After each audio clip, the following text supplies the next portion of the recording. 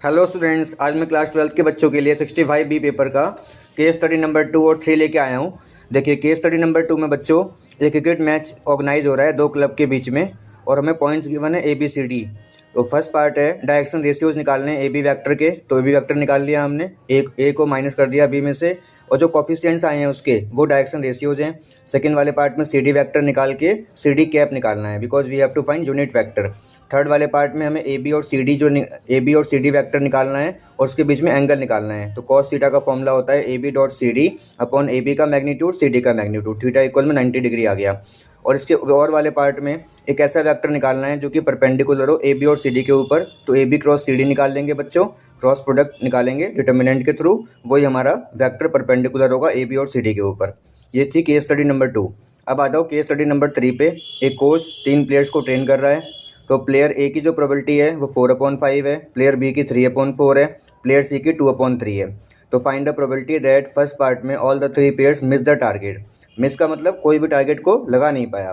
तो प्रोबेबिलिटी हमें निकालनी है A bar B bar C बार की। तो आप क्या करना, PA bar into PB bar into PC बार कर देना। तो PA बार निकालने के लिए 1 माइनस का PA, ऐसे ही 1 माइनस का PB, 1 माइनस का PC। बच्चों आप जानते हैं अगर प्रोबेबिलिटी ऑफ A 4/5 है तो प्रोबेबिलिटी ऑफ A बार क्या आएगी, 1 माइनस का 4/5। तो आपको PA bar into PB bar into PC बार कर लेना है। सेकंड वाले पार्ट में कह रहा है कि find the probability that all of them hit the target, सब टारगेट को हिट कर जाएंगे। इसका मतलब PABC निकालना है, तो directly PA into PB into PC, all are independent event. Third वाले पार्ट में कह रहा है find the probability that only one of them hit the target, उन तीनों में से कोई भी एक टारगेट को हिट करेगा। तो हमें निकालना है PABC बार या PA बार BC बार या PAB बार C। मतलब कहने का ये है कि केवल एक हिट करेगा, बाकी दो हिट नहीं करेंगे।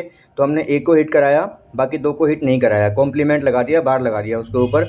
ऐसे बीच वाले को हिट कराया, लास्ट वाले को हिट कराया, बाकी दो पर बार रखा।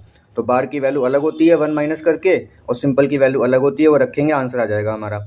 और या इसका हम और पार्ट भी कर सकते हैं, find the probability that exactly 2 of them hit the target. तो यहाँ पे दो को हिट कराना है, तो आपने AB को हिट कराना है, तो C को हिट नहीं कराना है, तो C पर बार।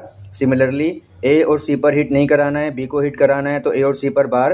और लास्ट वाले में A को हिट कराना है, C को हिट कराना है, तो A और B पर बार। इस प्रकार से आप सारी वैल्यू रख के बच्चों ये केस स्टडीज़ आप जरूर लगाएं। ये सारी केस स्टडीज़ होती हैं बोर्ड में जो आ रखी होती हैं, ये फिर से रिपीट करती हैं, लैंग्वेज चेंज करके फिर से रिपीट होती हैं। Thank you. मेरे चैनल को लाइक करें, सब्सक्राइब करें और ज़्यादा से ज़्यादा शेयर करें।